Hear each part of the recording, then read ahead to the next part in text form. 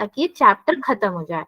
फिर तो टाइम बचेगा ही, उसमें आप टेस्ट डिस्कशन करो, PYQ करो, जो करना है करो, तो वो चीज सही रहेगी। मैं इसके बाद कौन सा चैप्टर है? इसके बाद कोई चैप्टर नहीं है, कॉम्प्लेक्स नंबर आपका लास्ट चैप्टर है ना, स्टैटिस्टिक्स भी हो ही गया है। Thank you ma'am. या फिर डिपेंड्स अपॉन द टाइम कि आप लोग की तरफ से कोई डिमांड है चैप्टर की, कि मतलब कोई और चैप्टर पढ़ना है, ऐसा कुछ है तो बता सकते। ट्रिग्नोमेट्री। हाँ, ट्रिग्नोमेट्री। तो ट्रिग्नोमेट्री तो आपका अगेन रिवीजन में ही आ जाएगा ना। मैं एक्ट्रा। अरे ट्रिग्नोमेट्री तो पढ़ ही चुके हो, ऐसा थोड़ी है कि नहीं पढ़ा है आपने उसको। मैं पढ़ा है, रिवीजन कह रहा था। हाँ, तो ऐसा कोई नया चैप्टर तो है नहीं वो कि जो आपने पढ़ा नहीं हो।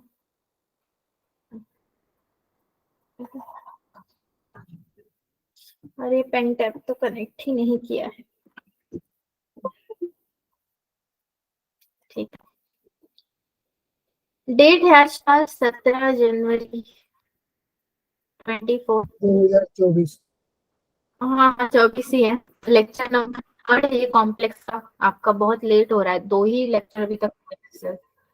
टॉपिक नेम रहेगा, पहला तो है प्रॉपर्टीज, जो आपने लास्ट क्लास पढ़ा था, थोड़ा 3-4 आपको बताया था, फिर से बता दूंगी। और उसके बाद जैसे ही टाइम मिलेगा तो very good evening, very good evening. Time मिलेगा तो फिर हम रोटेशन थ्योरम भी देख लेंगे कि ये क्या होता है। चलिए, ओके। क्लास ऑब्जेक्टिव जैसे मैंने बताया है सेम ही होने वाला है आपका। पहला है प्रॉपर्टीज ऑफ मॉड्यूलस आर्ग्यूमेंट। इसमें आर्ग्यूमेंट की जो प्रॉपर्टी होती है वो थोड़ी महत्वपूर्ण मानी जाती है, इंपॉर्टेंट मानी जाती है। और सेकंड चीज है आपका रोटेशन थ्योरम। मुझे नहीं पता आप लोगों ने रोटेशन थ्योरम पढ़ा है नहीं पढ़ा है, क्या किया है, मगर ये भी थोड़ा इंपॉर्टेंट ही होता है। सो प्रॉपर्टीज, आपने 4 पार्ट देखे थे ना, जैसे लॉ ऑफ इंडिसेस होते हैं वैसे ही आपने क्या देखा था, प्रॉपर्टीज ऑफ मॉड्यूलस में माइनस का देखा था, प्लस का देखा था, और क्या मल्टीप्लीकेशन डिवाइड ऐसे सब देखा था। अब उसके आगे का देखते हैं हम। एक बहुत इंपॉर्टेंट प्रॉपर्टी है जो कि है Z1 plus Z2 mod of square which is equals to Z1 mod में होल का square plus Z2 again this is mod में होल का स्क्वायर प्लस 2, ये क्या हो जाएगा रियल, आर ही मतलब यहाँ पे रियल हो जाएगा Z1 Z2 बार। ठीक है, प्रॉपर्टी एज अ फॉर्मूला आप याद रखो, मैं प्रॉपर्टी बोलती हूँ आप फॉर्मूला की तरह याद रखो। Z1 माइनस Z2 बार का square which is equal to again आपका Z1 बार का square plus Z2 not bar, sorry मैं लिख रही हूँ मॉड और बोल रही हूँ बार, ठीक है, मॉड का स्क्वायर माइनस आपका 2 रियल Z1 Z2 बार। ठीक है, ये 2 प्रॉपर्टी आपकी बहुत ही इंपॉर्टेंट प्रॉपर्टीज में से है। और तीसरी में भी मैं लिखा देती हूँ आपको, पता नहीं याद होगा भी कि नहीं होगा। सो मल्टीप्लीकेशन वाला अगर होगा Z1 into Z2 which is equals to Z1 mod into Z2, division में भी अगेन ऊपर नीचे आ जाएगा रैशनल के फॉर्म में। नंबर 4 में क्या लिखा हुआ है, एक और इम्पोर्टेंट है आपका, mod over Z equals to mod में minus Z which is equals to Z bar and this is equals to minus Z bar भी मॉड में। बेसिकली 4 याद रखेंगे तो क्वेश्चंस में कर सकते हैं। अब आप लोग अगर बोलोगे कि हमें PYQ दिखाओ, इस पे बेस्ड क्यों पढ़ रहे हैं, तो देखो इस पे PYQ रिसेंटली बहुत ज्यादा नहीं आया है प्रॉपर्टी पे, सही बात यही है, बहुत पहले आता था सिर्फ प्रॉपर्टी पे, अभी तो बाकी टॉपिक्स पे ज्यादा आ रहा है। तो मैं आपको एक झलक दिखा दूंगी कैसे कैसे आते हैं PYQ। उससे पहले हम लोग क्या करते हैं, एग्जाम्पल देखते हैं। सो एग्जाम्पल 1, ये सारे क्वेश्चन एग्जाम्पल के ही लायक, इसीलिए एग्जाम्पल में लिया जाता है। If z equals to x plus I Y and एक अल्फाबेट है यानी कि W, बट हम इसको ओमेगा पढ़ते हैं क्योंकि हमने इसको ओमेगा ही पढ़ा है। Omega equals to 1 minus I Z the whole upon में कितना हो जाएगा z माइनस आई, ठीक है। Then mod of omega equals to 1 implies that in the complex plane, ये आपसे बोल रहा है कि कॉम्प्लेक्स प्लेन में ये कहाँ लाई करेगा, जो आपका आंसर आएगा ओमेगा मॉड में इक्वल्स टू 1 है, implies that in the complex plane ये कहाँ लाई करेगा, इमेजिनरी एक्सिस में लाई करेगा कि आपका रियल एक्सिस में लाई करेगा कि z lies on the unit circle, circle के अंदर लाई करेगा, कहाँ लाई करेगा ये पूछ रहा है। इसके लिए हमें सॉल्व करना पड़ेगा, तो हम सॉल्व करेंगे क्या, ओमेगा इक्वल्स टू 1, ठीक है, and omega mod of omega the whole square equals to कितना हो जाएगा 1, मुझे पता है ओमेगा इंटू ओमेगा बार आ जाएगा विच इज इक्वल्स टू 1, सब 1 ही लेंगे, कहीं पे और कोई गुंजाइश नहीं है लेने की, क्योंकि मेरा z किसके फॉर्म में है x प्लस आई वाई और omega equals to 1 minus I z upon z minus i दिया हुआ है। उससे भी बड़ी बात क्या है, गिवन है हमारे पास equals to 1। Now next step में मैं क्या लिखूंगी कि आपका 1 माइनस आई z upon z minus 1 into bar लगा दूंगी 1 plus i Z bar upon में z bar plus 1, sorry plus i, ठीक है, और ये भी माइनस आई होगा विच is equals to 1।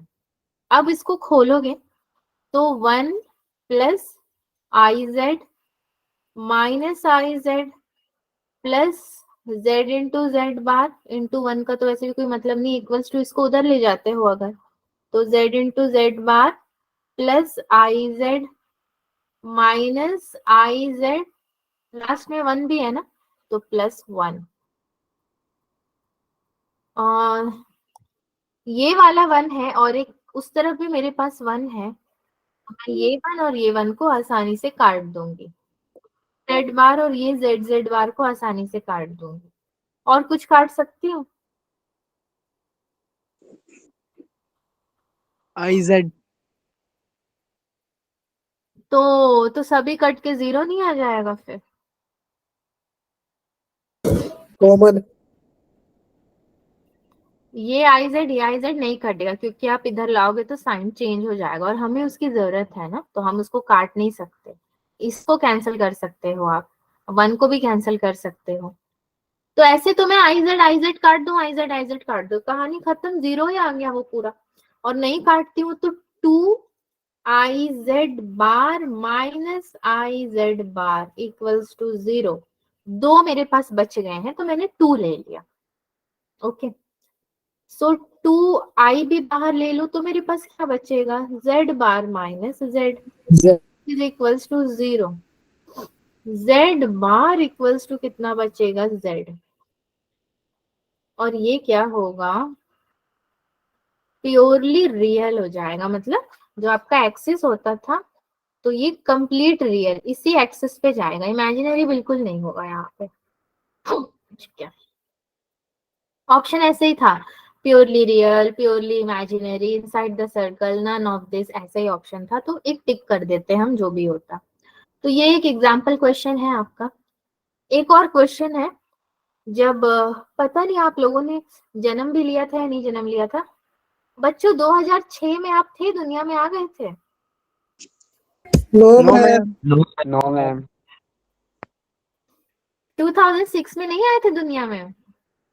No 2007, ma'am, no ma'am, अरे तो आपके जन्म से 2008, पहले का क्वेश्चन है ये, अब कराया जाए कि नहीं कराया जाए, चलो कर ही कराया जाए। मैम हम भी कर देख लेते लेते हैं हैं। अपने को। हाँ आप भी देख लीजिए और एग्जाम्पल तो लेना ही है, तो प्रॉपर्टी बहुत पहले आया था, तो मैं कहाँ से लाऊं क्वेश्चन। चलो इसी को करते हैं। If omega minus omega Z then bar upon में 1 माइनस जेड। अब देखो इसको डब्ल्यू भी पढ़ सकते हैं, जिसको जो मन में आए वो पढ़ो, ओमेगा पढ़ो, डब्ल्यू पढ़ो, कुछ भी पढ़ो। Is purely real. ये पहले ही बोल दिया कि मैं तो रियल हूं, तुम मुझे ढूंढने मत जाओ कि मैं क्या हूं। Omega equals to alpha plus I beta, वही ए प्लस बी को इन्होंने अल्फा प्लस बीटा बना दिया है। Beta not equal to 0, Z not equal to 1, ये दोनों नहीं आने चाहिए। Then the set of values, then the set of values of z is, क्या होगा। ठीक है, ऑप्शन है, मन तो नहीं कर रहा देने का, मगर चलो दे ही देते हैं, क्या बिगड़ेगा तो कुछ भी नहीं। z is to mod of z equals to 1 हो जाएगा आपका। देन ऑप्शन बी है z is to z equals to z bar हो जाएगा। ऑप्शन सी है z is to mod of z is not equal to 1 हो जाएगा। And option D है आपके पास z is to mod of z equals to 1, z is not equal to 1। ठीक है, solution कैसे करेंगे, see omega minus omega z upon 1 minus z is purely real. z not equal to 1 है और ये मेरा कॉम्प्लेक्स नंबर के form में है कंप्लीटली, और set of values of z ही मुझे निकालना है। मतलब क्या समझ में आता है कि बाकी सब बकवास यही काम का। z इक्वल्स टू, सबसे पहले तो मैं बोलूंगी कि z बार है मेरा, फिर भी मेरा मन नहीं भरेगा तो मैं इसको 1 भी दे दूंगी कि z1 है, क्या पता आगे z2 मुझे लेना पड़े। मतलब z1 है, z1 bar equals to z है। ठीक है, फिर मैं लिखूंगी क्या, जो वैल्यू दी गई है omega minus omega bar z upon में 1 minus z which is equals to, अब जिसपे बार नहीं है उस पे देंगे हम, omega bar minus omega z bar upon में 1 माइनस z बार। एक चीज हमने यहाँ पे क्या नोट की प्रॉपर्टी में, बस यही है कि बार का बहुत महत्व है। सर पे एक डंडी जो डालते हैं उसका, और जो दो डंडे में किसी चीज को रखते हैं मॉड, इन दोनों का बहुत बड़ा यहाँ पे रोल है। अच्छा, इधर करना क्या है, मुझे कुछ भी नहीं, सीधे सीधे क्रॉस मल्टीप्लाई ही कर दूं। अगर मैं 1 माइनस जेड को उसके संग ले लूं, 1 माइनस जेड को उसके संग ले लूं, तो ओमेगा माइनस ओमेगा जेड तो है, ओमेगा में बार था ना, इंटू में 1 माइनस जेड में bar which is equal to 1 minus z and omega bar minus omega z bar. ठीक है, omega minus omega z bar भी आएगा minus omega bar z which is equals to, नहीं इसको प्लस में ले लो, वही प्लस आएगा ना, प्लस में omega bar z into Z bar भी आएगा। सही तो है ये कैलकुलेशन। हाँ, नाउ इक्वल्स टू क्या लिखें, ओमेगा बार 1 में तो गया यही, minus omega z bar minus z omega bar plus omega z into Z bar, या फिर omega z bar into z की बात हो जाएगा। ठीक है, इधर क्या क्या कट रहे हैं भाई, ओमेगा जेड जेड बार को काट दें, नहीं काटेंगे, तो किसको काटेंगे, इसको काटेंगे, इसको काटेंगे, इसको काटेंगे, इसको काटेंगे, दोनों सेम सेम वाले को ही काट दिया। बचा क्या, ओमेगा माइनस ओमेगा बार। ठीक है, और क्या बचा, plus omega bar z into Z bar minus omega Z Z bar is equals to 0। ठीक ठीक, omega minus omega bar minus mod of Z का स्क्वायर ले लूं मैं, and omega minus omega bar. Mod of Z का square कैसे आ गया, वैसे प्रॉपर्टी में ही था ये चीज आपका। ठीक है, उसी को घुमा फिरा के लिखा गया है विच इज इक्वल्स टू 0। अभी जो मैंने आपको 4 प्रॉपर्टी बताई थी ना, उसी में का एक स्टेप है ये। Now again omega minus omega bar into 1 minus Z mod में स्क्वायर इज इक्वल्स टू 0। इतना मुझे आंसर में मिल गया है। और इन्होंने पूछा क्या था वैसे, आपको सेट ऑफ जेड के वैल्यूज निकालने थे, set of values of z. तो set of values of z ही है ये, क्योंकि देखो एक रफ वर्क में कर रही हूँ, मुझे क्या पता है, if omega minus omega bar equals to 0 हो जाएगा, पूरा ही 0 हो गया, तो ओमेगा इज प्योरली रियल। और ये प्योरली रियल है ऐसा हमें नहीं निकालना है, पॉसिबल नहीं है ये, क्योंकि ये देखो ये पूरा दे रहा है ना कि मैं रियल हूँ, तो फिर मैं कैसे कुछ निकाल के बोल सकती हूँ कि नहीं मैं रियल हूँ, नहीं बोल सकते। ये रियल है तो ये पॉसिबल नहीं है हमारे पास कि ओमेगा इज प्योरली रियल, ये नॉट एक्सेप्टेड है या फिर नॉट पॉसिबल है। तो इन केस में, मतलब दिस केस में आपका z मॉड का स्क्वायर इक्वल्स टू 1 हो जाएगा, दैट इज वाई आपका मॉड में z इक्वल्स टू कितना हो जाएगा, 1 हो जाएगा। ठीक है, ये सही रहेगा आपका। ऐसा तो कुछ आंसर में दिया है हमारे पास,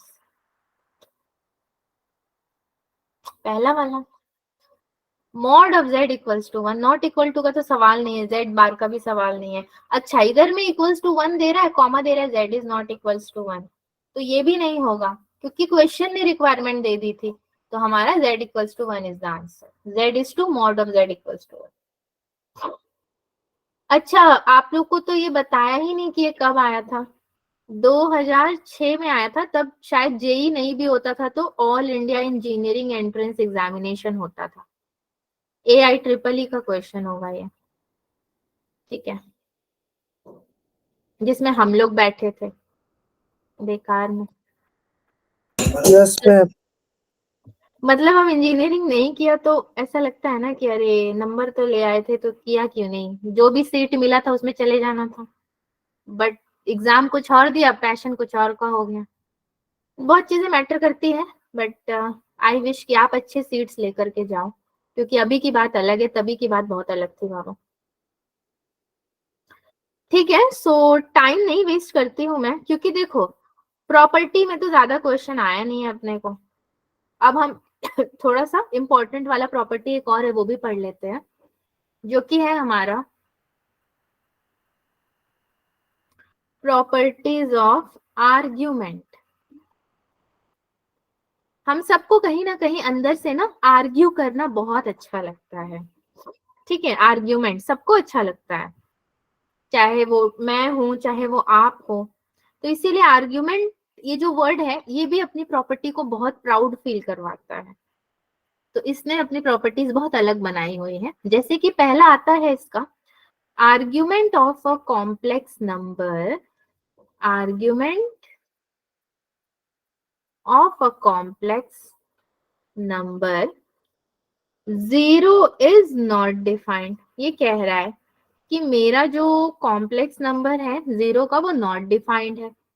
सेकंड में ये कह रहा है अगर मेरा z प्योरली रियल होगा, if z is purely real, ये तो खुद में आर्ग्यूमेंट का ही सिंबल है ना, z को क्या आर्ग्यूमेंट ही तो बोलते हैं, then argument that is your z is equal to 0 और पाई, ये होगा। नंबर थर्ड में बोल रहा है if z is purely imaginary, अगर ये मेरा प्योरली इमेजिनरी होगा तब क्या होगा भाई, then argument of z is कितना होगा, प्लस माइनस पाई अपॉन 2 होगा। ठीक है, तब की बात अलग होगी। कह रहा है अगर मैं रियल होऊंगा तो ये होगा, अगर मैं इमेजिनरी होऊंगा तो ये होगा। तो भाई इनके कंडीशंस याद रख लेना है अपने को। अगर मैं छोटा सा एक ग्राफ बनाऊं बस रफ वर्क के लिए, बहुत ज्यादा मतलब ऐसा ऑफिशियली नहीं बनाना है हमें, तो मैं क्या करूं इधर में, चलो इसको मैं रियल देती हूँ, इसको मैंने z1 दे दिया, इसको मैंने z2 दे दिया, यहां से अब यहां तक का आएगा ये, मतलब पीछे की तरफ जाएगा, ये ओरिजिन हो गया मेरा। ये आगे की तरफ जाएगा कब, जब रियल होगा, इमेजिनरी में मैं क्या कर रही हूँ यहाँ की तरफ जा रहा है ये। प्लस माइनस पाई अपॉन 2 बोला ना इसने, तो प्लस में भी होगा और कहाँ में होगा, ये माइनस में भी होगा भाई, यहाँ से यहाँ तक जाएगा ही ये। ठीक है, नेक्स्ट में बच्चों जो हम पढ़ रहे हैं वो आप समझ पा रहे हो, मतलब हम पढ़ क्या रहे हैं? Yes ma'am.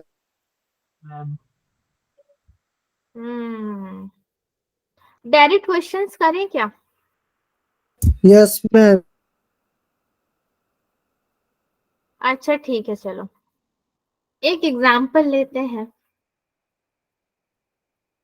एग्जाम्पल नंबर 3, ये कोई PYQ नहीं है, सिंपल सा एग्जाम्पल है।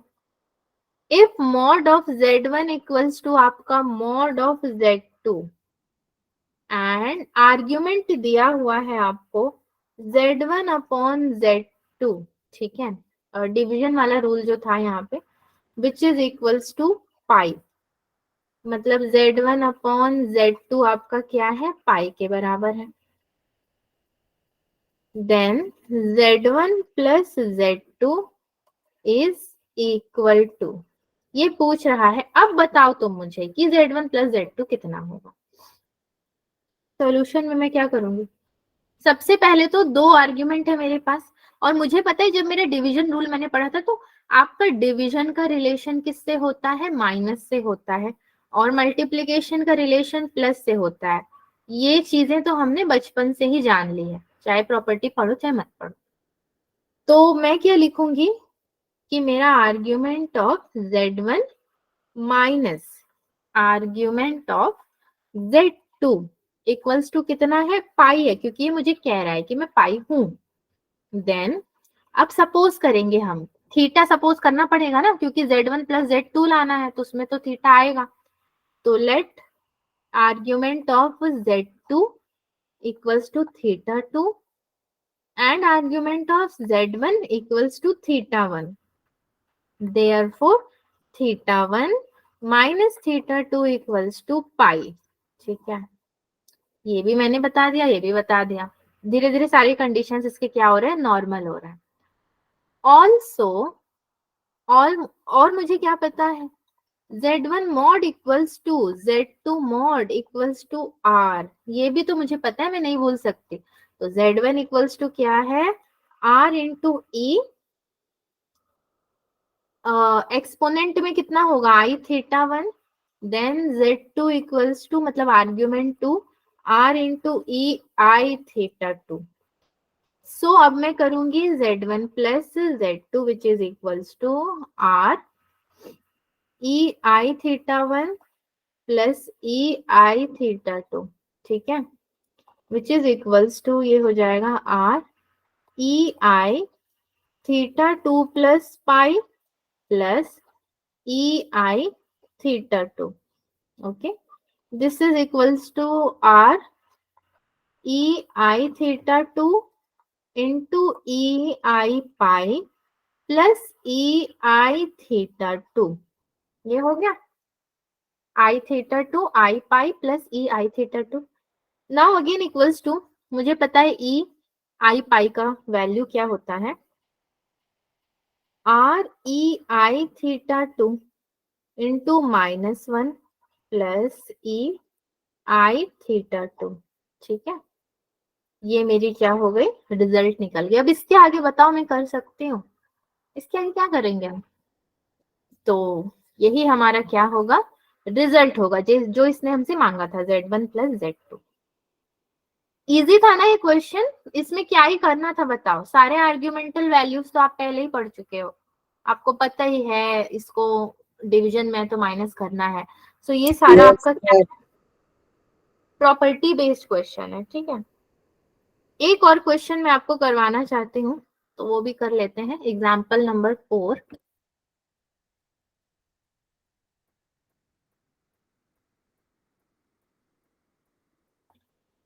और जैसे ये हो जाएगा तो फिर रोटेशन थ्योरम भी देखते हैं कि वो क्या होता है।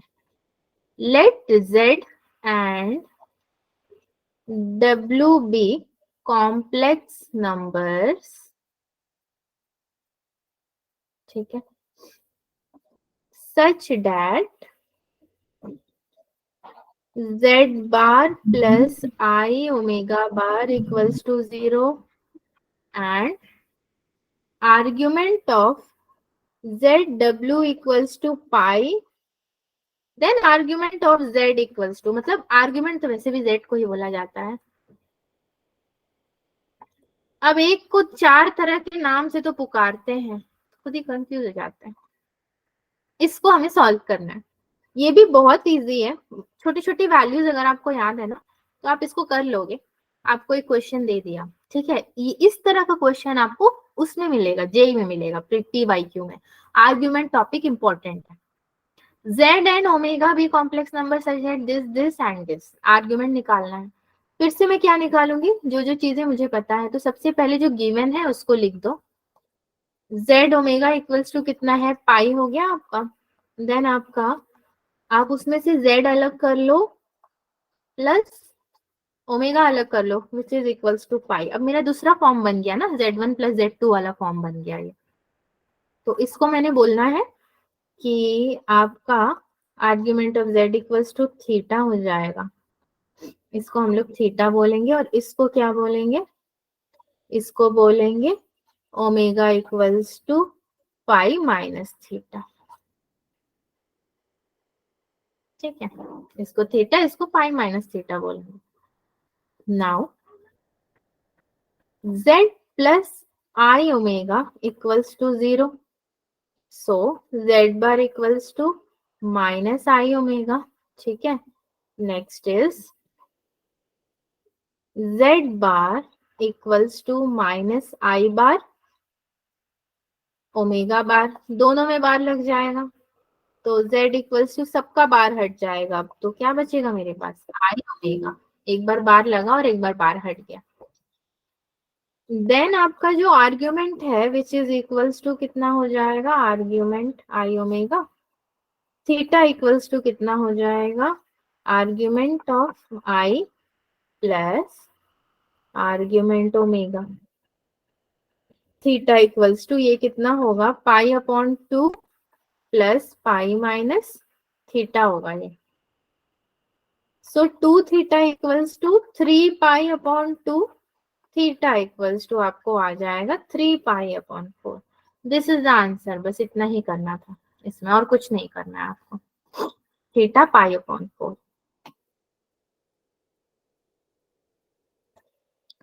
इतना काफी है प्रॉपर्टी बेस्ड क्वेश्चन, एग्जाम्पल और सारे कुछ ले करके। मैं चलती हूँ थोड़ा सा रोटेशन थ्योरम में, स्लाइड्स है हमारे पास। सी क्या होता है रोटेशन। आपने 9th या 10th क्लास से ही पढ़ाई की, रोटेशन हमारा कितने का होता है भाई, 360 डिग्री का होता है। 180 डिग्री का तो वो स्ट्रेट लाइन हो जाएगा। सो थियरम वैसे कुछ है नहीं यहाँ पे, ऐसा नहीं कि कोई थियरम प्रूव करवाना है, जस्ट एक with the help of diagram हम लोग देख लेते हैं। ये सर्कल है एंड एक्सिस ले लेते हैं हम लोग। सर्कल में तो आपको पता ही है क्या होता है, क्वाड्रेंट्स होते हैं ना।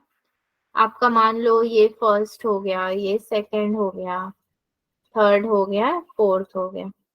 उसके हिसाब से एक मैंने यहाँ पे रेडियस बनाया, मुझे पता है मेरा रेडियस है, पॉइंट P दे दो एंड इसको मैं आर्ग्यूमेंट Z1 दे देती हूँ। यहाँ पे भी मैंने एक बनाया, इसको पॉइंट में Q दे देती हूँ एंड आर्ग्यूमेंट Z2 दे दूंगी।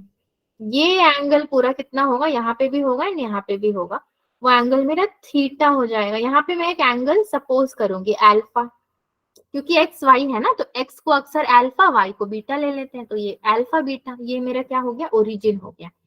नाउ उसके अकॉर्डिंग आपका Z1 equals to R into e i alpha and Z2 equals to कितना होगा, R into e i alpha plus theta हो जाएगा।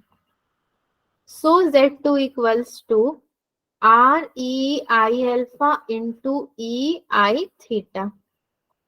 Z2 इक्वल्स टू कितना होगा भाई, Z1 into e i theta हो जाएगा।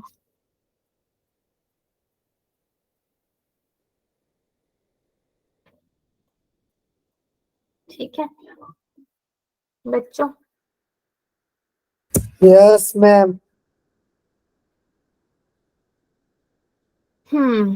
ओके, सो नेक्स्ट में चलते हैं। और एक बात मुझे बतानी थी ना, मैं तब से ही सोच रही थी आपको क्या बताना है, कि एंटी क्लॉकवाइज और क्लॉकवाइज दो तरह का रोटेशन होता है, हमें पता है। तो यहीं पे जगह है, बहुत बता देते हैं। आपका जो एंटी क्लॉकवाइज रोटेशन होगा वो कैसे होगा, यहाँ पे वो पॉजिटिव होगा, और आपका जो क्लॉकवाइज रोटेशन होगा वो कैसा हो जाएगा, नेगेटिव हो जाएगा। ठीक है, मतलब क्लॉकवाइज आपका नेगेटिव की तरफ जाएगा और एंटी क्लॉकवाइज पॉजिटिव की तरफ जाएगा। तो क्या पता क्वेश्चन में दिया हो ये दोनों शब्द, तो अपने को पता है अच्छा अच्छा ये पॉजिटिव की तरफ जाएगा और ये नेगेटिव की तरफ। चलिए, डायग्राम में और कुछ खास रखा नहीं था आपके लिए। नाउ रोटेशन थ्योरम में और क्या है, एक फॉर्मूला है Z2 upon Z2 bar which is equals to क्या होगा, Z1 upon Z1 not bar, sorry modulus. ये मॉड्यूलस और बार के चक्कर में ना लिखते कुछ और बोलते कुछ और है। ई आई थीटा, ठीक है, ये हो जाएगा। देन एक और चीज है आपका Z2 माइनस Z0 अपॉन में, अगेन मॉड्यूलस लिखना है, ठीक है, mod of Z2 minus Z0 which is equals to आपका होगा Z1 minus Z0 the whole upon में Z1 माइनस Z0, ठीक है, इनटू में e i theta. Okay, then ये दो फॉर्मूलाज आपको बताने थे, और तो कुछ इसमें खास है नहीं प्लस माइनस का। अब हम रोटेशन थ्योरम का क्या कर लेते हैं बच्चों, एग्जाम्पल कर लेते हैं। एग्जाम्पल 1,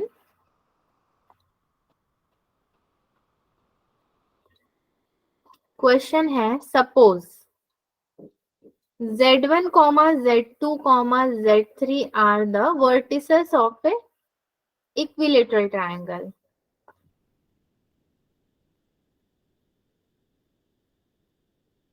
अब तीनों साइड्स इसके इक्वली होंगे, इक्विलेटरल है तो, और वो भी सर्कल के अंदर बनेगा आपका, ठीक है।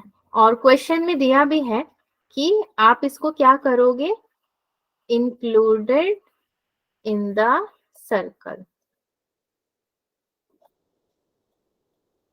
देन कंडीशन है आपके पास mod of z equals to 2 if z1 equals to 1 plus I root over 3, then z2 and z3 are equals to, ये इक्वल टू कितना होगा, ठीक है। सॉल्यूशन में सबसे पहले तो अगेन मुझे गोला लेना पड़ेगा, इसी को ले लेते हैं, चलो। इसके अंदर अपने को इक्विलेटरल ट्रायंगल बनाना है, तो इक्विलेटरल ट्रायंगल मैंने ऐसे बना दिया, 3 वर्टिसेस हो जाएंगे इसके,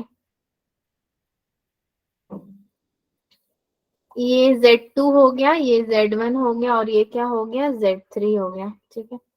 आर्ग्यूमेंट नाउ ये यहां से लेके यहां तक एंड ये यहां से लेके आपका यहां तक का होगा 0 डिग्री, ठीक है।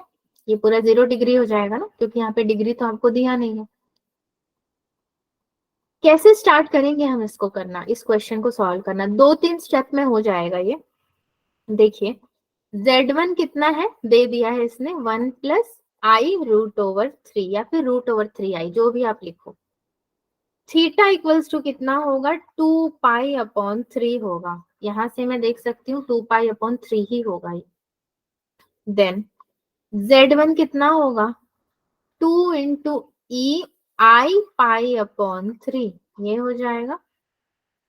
एंड Z2 इक्वल्स टू कितना होगा, 2 इंटू ई आई पाई अपॉन 3 इंटू ई आई 2 पाई अपॉन 3, एक पाई और एक 2 पाई लग जाएगा, Z2 है ना, विच इज इक्वल्स टू आपका 2 इंटू ई आई पाई हो जाएगा, विच इज इक्वल्स टू -2, क्योंकि ये तो -1 हो जाएगा ना आपका पाई वाला, तो ये -2 हो गया, Z1 Z2 मिल गया मुझे।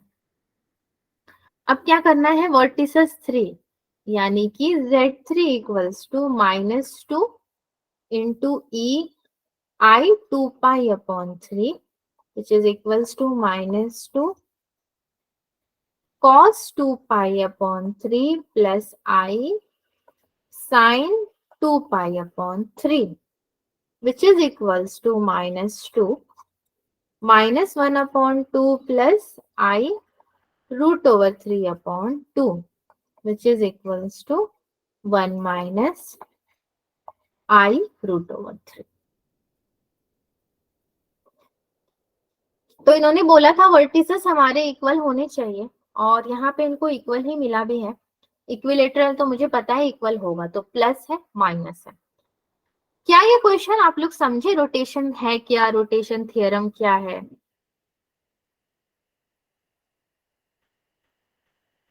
समझे बच्चों? Yes sir. Yes ma'am. Yes ma'am. आप लोग यस बोलते हो तो मुझे डाउट भी होता है, बट ठीक है, अगर आप लोग समझ गए तो मुझे कोई टेंशन नहीं है। फिर एक और एग्जांपल छोटा सा करते हैं, बहुत छोटा है।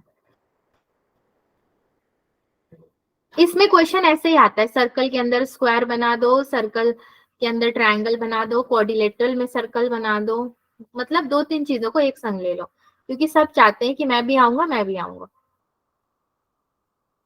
If the area of the triangle, आपका एरिया ऑफ द ट्रायंगल आपको दिया है, ठीक है, on the diagram,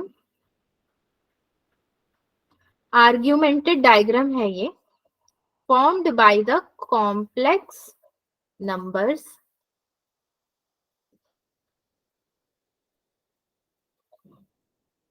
complex number में है z, देन आपका आएगा iz and z plus iz is 18, then find mod of z। यही है आपका क्वेश्चन, और इसका जो डायग्राम है वो कैसा है, सी आपको एक्सेस ले लिए हैं, ठीक है। उसके बाद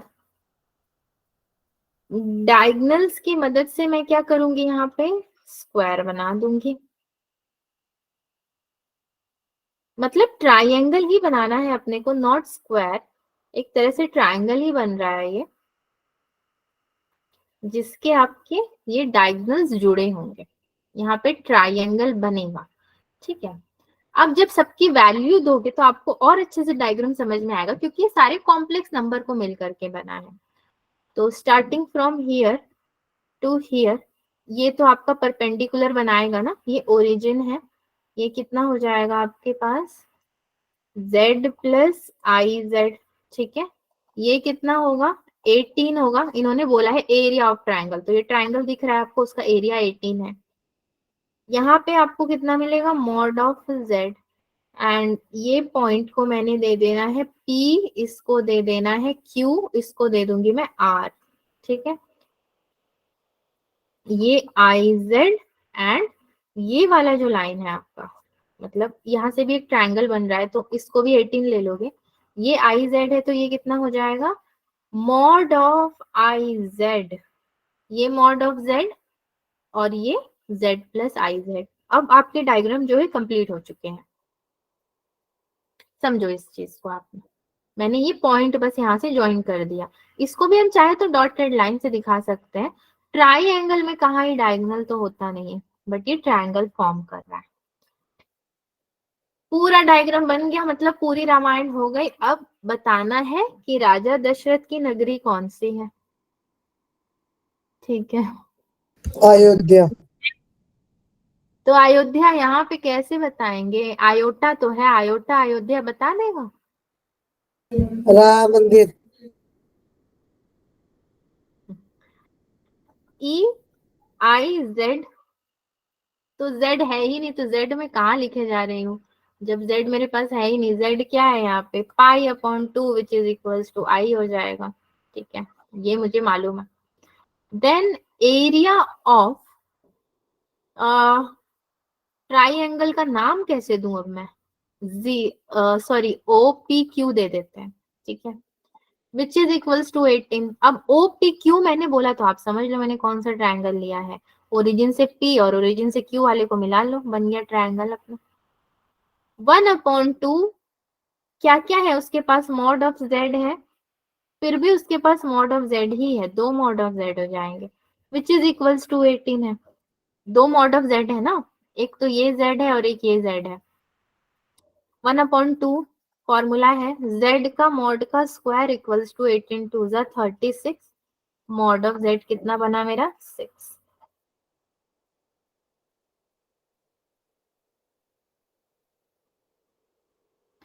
ठीक है बच्चा लोग। Yes ma'am. मैम हम्म, और क्या करना है हमें बताइए, आप लोग बताइए, कुछ ऐसा बताइए जो, हाँ आप लोगों ने स्कूल में कॉम्प्लेक्स नंबर पढ़ा ना, तो कोई ऐसा टॉपिक था जहाँ पे आपको लगा कि डिफिकल्टी हो रही है पढ़ने में, ऐसा कुछ, या फिर जो आप लोग चाहो पूछना कि क्या जेई मेंस के लिए इम्पोर्टेंट है कि नहीं, ऐसा कोई डाउट उट नहीं आता क्या आपको? हाँ, ऐसा कैसे बच्चे हैं आप कि डाउट ही नहीं आता, कुछ पूछते ही नहीं हो? मैं तो इसी से परेशान हुआ था। पूछते ही नहीं है। मैम स्कूल वाला स्कूल वाला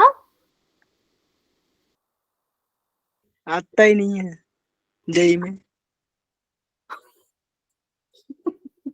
स्कूल वाला आता ही नहीं है तो ठीक है, कुछ तो होगा जो आता होगा, ऐसा कैसे है कि पूरा 11th का कुछ नहीं आता, ऐसा नहीं होता है। मान लो 10% आता तो है थोड़ा होता। आता तो है। 1-2%। इक्वेशन ऑफ आर्क पढ़ा है आपने? इक्वेशन ऑफ आर्क क्या होता है?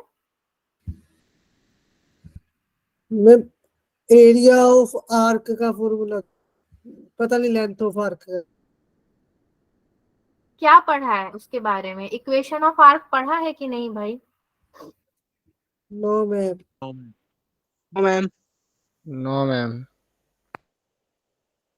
चलो चलो, यहाँ पे अभी धरना नहीं देना है, चलो इक्वेशन ऑफ आर्क पढ़ो।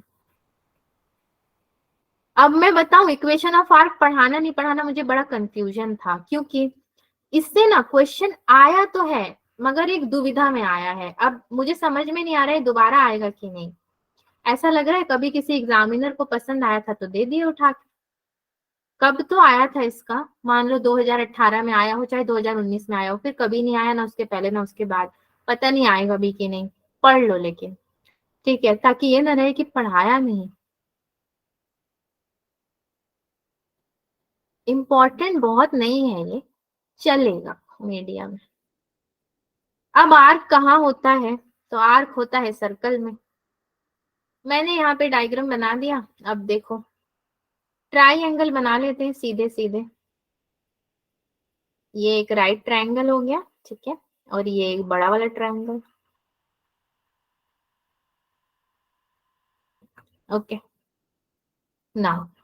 यहाँ पे आपका एंगल अगर मैं लूंगी तो क्या लूंगी? अल्फा लूंगी, ठीक है, यहाँ पे भी एंगल लूंगी तो अल्फा लूंगी। मेरे पास कोई काम नहीं है तो मैं तीनों को अल्फा ले लूं, इक्विलेटरल ट्रायंगल हो गया। तो इक्वेशन ऑफ आर्क मुझे बनाना है, मैंने एंगल सपोज किया अल्फा, ये जो मेरा मीटिंग पॉइंट है उसको मैंने सपोज किया P ऑफ Z, इसको मैं सपोज करूंगी क्या?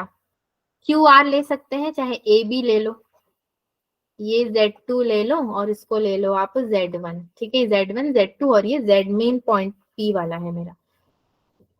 देन मुझे पता है यहां से लेके यहां तक भी जो मेरे एंगल्स बनेंगे वो कितने बनेंगे? अल्फा इक्वल्स टू अल्फा बनेंगे या फिर पाई माइनस अल्फा बनेंगे।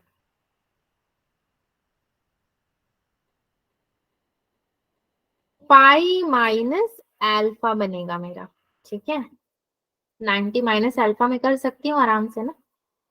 देन ये वाले वर्टिसेस आपको लेने की कोई जरूरत नहीं है, हमने बस एक एंगल सपोज कर लिया, इक्विलेटरल है नहीं जो आपको सारे एंगल्स दिखाने। इसके अकॉर्डिंग मैं बोल सकती हूँ डायग्राम के अकॉर्डिंग कि मेरा जो argument of Z2 minus Z है अपॉन में Z1 माइनस Z है वो क्या है? अल्फा है, क्योंकि उसके सिवा तो मैंने कुछ लिया ही ना है, ठीक है, ये मेरा इक्वल्स टू अल्फा है।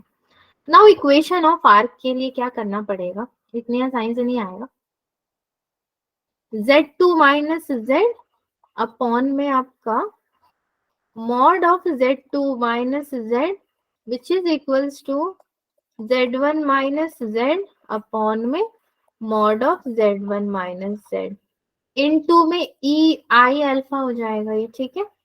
Then Z2 minus Z upon में Z1 minus Z equals to mod of Z2 minus Z upon में Z1 माइनस Z इनटू में क्या हो जाएगा, ई आई अल्फा, पूरा मॉड में ले लिया।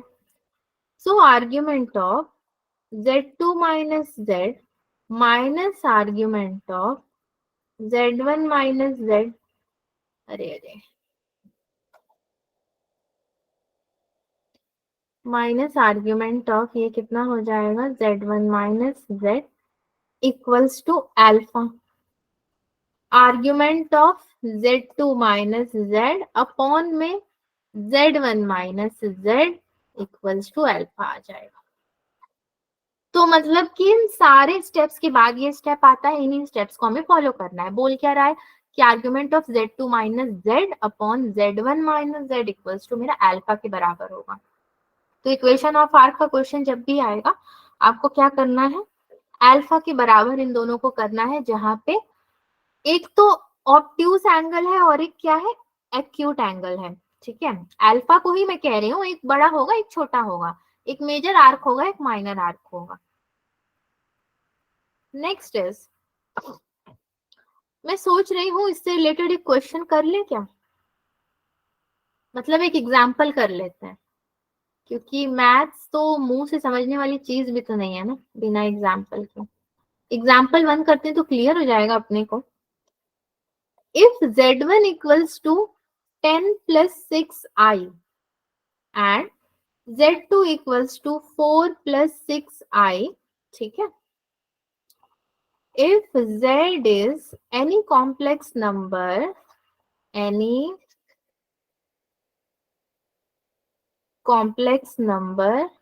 such that the argument of Z minus Z1, Z minus Z2 is pi upon 4. Okay. Find the length of the arc. Find the length of the arc that the complex number, अभी जो विशव ने बोला था कि हमने कहीं ना कहीं लेंथ ऑफ द आर्क पढ़ा है तो शायद उनको काम आ जाएगा। Z will trace, कौन सा लेंथ ऑफ द आर्क है जिसको कॉम्प्लेक्स नंबर Z ट्रेस करेगा। नाउ सी, इसका अगर मैं डायग्राम बनाऊं तो कैसे बनाऊंगे, एक पहले मैंने सर्कल बना दिया ना, उसके अंदर क्या बनेगा, ट्राइएंगल,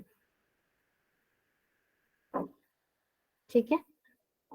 यहाँ पे आपके मेजर आर्क और माइनर आर्क बनते हैं, तो ये वाला तो मेजर है और ये वाला अंदर परपेंडिकुलर जो बना रहा है माइनर है, ये भी आर है ये भी आर है, ठीक है। ये आपका Z Z और ये भी Z, इसको Z1 और इसको Z2 दे दो, इसको Z ही रहने दो। नाउ ये एंगल कितने का बनेगा, पाई अपॉन 4 का, 2 to 4 हो जाएगा आपका।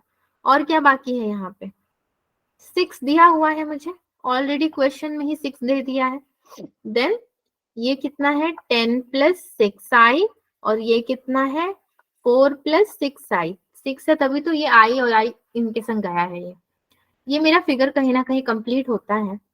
इसके बाद मैं क्या करूंगी, argument of Z minus Z1 upon में Z minus Z2 equals to pi upon 4।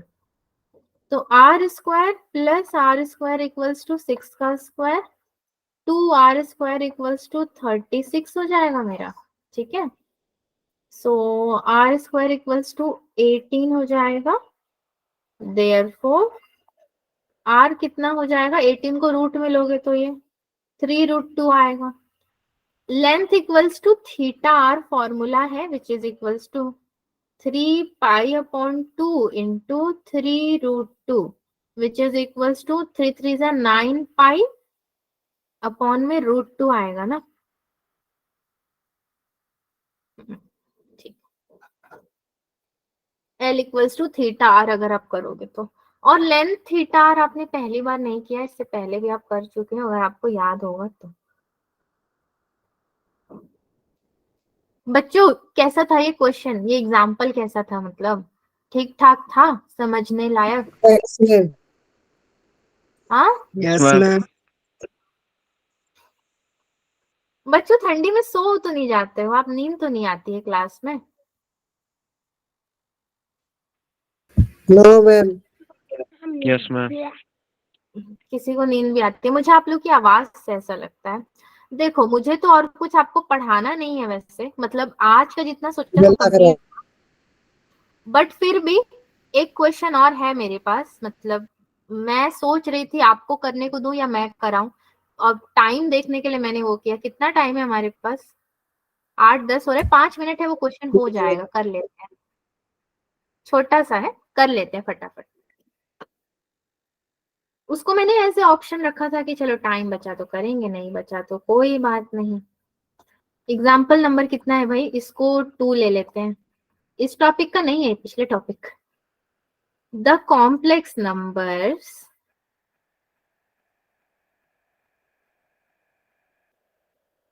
Z1, Z2 and Z3 satisfying, लो भाई इसको क्या हो गया, क्या सेटिस्फाई कर रहा है ये?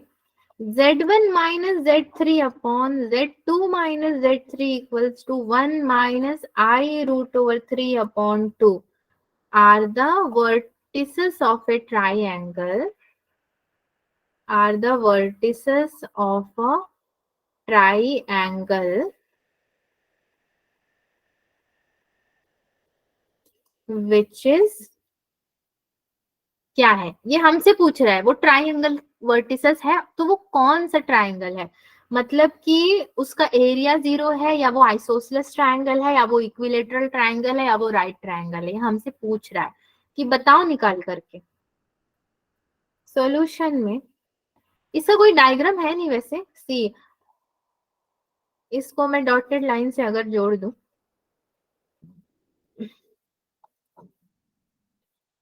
इसको 1 दे दूं, इसको 2 दे दूं, इसको 3 दे दूं अगर, तो ये वाला मेरा कितना हो जाएगा जो एंगल है, π/3, 1 2 3 पाई पाई पाई पाई अपॉन 3 अगर मैं इसको ले लूं, मान लो कि ये मेरा इक्वल है। देखो मैंने π/3 लिया है, बट आप मुझे बताओ क्या π/3 होगा, क्या होगा? ये इक्वल है, ये इक्वल है, ये मैं बोल रही हूँ, तीसरा वाला मुझे पता नहीं क्या है, वो तो निकालना पड़ेगा ना। यहाँ √3 दिया है अपॉन 2, Z1 माइनस आपका Z3, ठीक है, Z1 माइनस Z3 है इक्वल्स टू, इसको इधर ले जाओ तो Z2 माइनस Z3 इनटू में E माइनस आई π/3 में लिख सकती हूँ पूरे को। उसके अकॉर्डिंग आपका मॉड में Z1 minus Z3 equals to mod में Z2 माइनस Z3 मॉड में E माइनस आई π/3, बस मेरी कहानी खत्म। और क्या करूं मैं इधर, और तो कुछ है नहीं करने को ना, अब क्या सॉल्व करेंगे? एक बार तो मॉड दे सकते हैं, उसके बाद बार भी दे सकते हैं, बट मॉड में आते ही मुझे क्या समझ में आया, ओहो ये दोनों इक्वल है तो ये भी तो इक्वल ही होगा, तो ये क्या है हमारे, तीनों इक्वल है, मतलब कि इक्विलेटरल ट्रायंगल है ये। सो सॉरी मेरी राइटिंग बदतर होती जा रही है, सॉरी फॉर दैट, बस समझ में आ जाए उतना ही है, इक्विलेटरल ट्रायंगल। अब मेरा क्लास पूरा हुआ, अब और कुछ नहीं है आज पढ़ाने के लिए, एक इतना ही मैंने रखा था आज का कैपेसिटी जो है, और 2-4 मिनट इधर उधर के लिए रखते हैं कि अगर बच्चे कुछ बोले तो, बट हमारे बच्चों के लिए 2-4 मिनट भी नहीं रखने का, वो कुछ ना बोलेंगे। Yes, ma'am. आपका बैच है JE2, आपके सारे नोट्स इधर ही हैं, अभी तक के पढ़ाए हुए इसको भी यहीं सेव कर दो।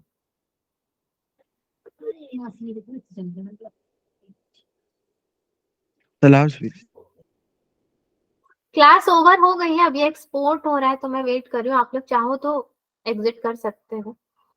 अभी नेक्स्ट क्लास तो कल ही है Yes, ना? yes. कल हो जाएगा एक क्लास, सैटरडे क्लास हो जाएगा, तो मेरे को लग रहा है कॉम्प्लेक्स नंबर खत्म ही हो जाएगा। 6 क्लास मैंने लेने थे, अभी कितना क्लास हो जाएगा? आज तीसरा है ना, चौथा पांचवा और Yes, क्लास ma'am. लगेगा लग रहा है, देखते हैं क्या होता है। Yes, ma'am. चुन चुन के पढ़ रहे हैं हम लोग, जो एग्जाम में आएगा उसको ज्यादा, जो नहीं आएगा उसको बाद में।